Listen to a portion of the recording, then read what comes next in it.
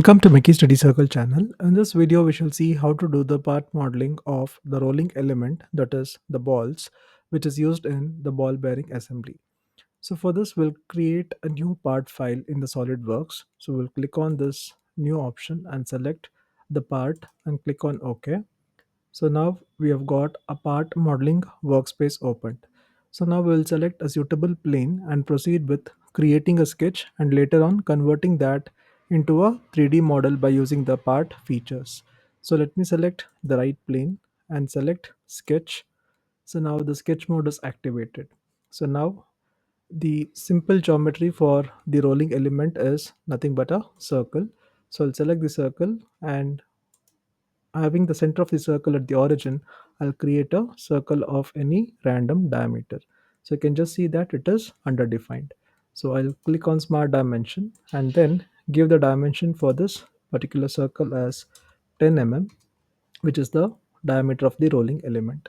So now you can just see that the sketch is fully defined.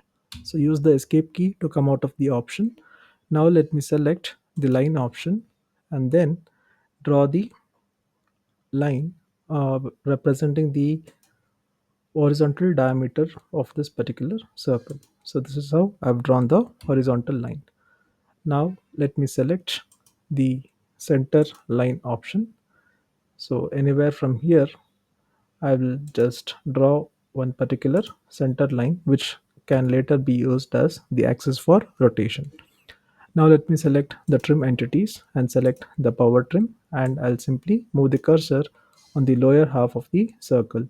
So this semicircle is sufficient for me to create the rolling element, that is the ball. So this will be the axis of rotation, and this profile is going to revolve about this axis of rotation. So let me just come out of the trim option. So next, let me just select this dimension. I can just show the dimension of this particular semicircle whose radius is equal to 5 mm.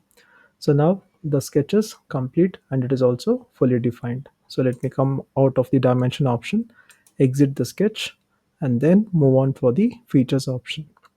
So now I'll select the revolved boss option. So now you can just see that the rolling element is created. So this is how we create the rolling element, that is the ball, which is the main component of the ball bearing.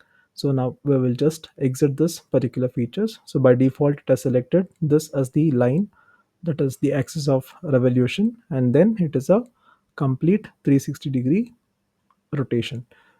So now I'll just click OK and the element is created. So we can have just one element and we can create a copies of these elements during the assembly. So now after this part is over, that is created the sketch and we have used the feature of revolve here. So now we shall assign the material. So simply right click on this and select edit material, and then let us assign the material of AISI 304, which is also the material for the inner and the outer race components. So now click apply and then close. So you can just use this rebuild option so that the properties are now defined for this particular rolling element.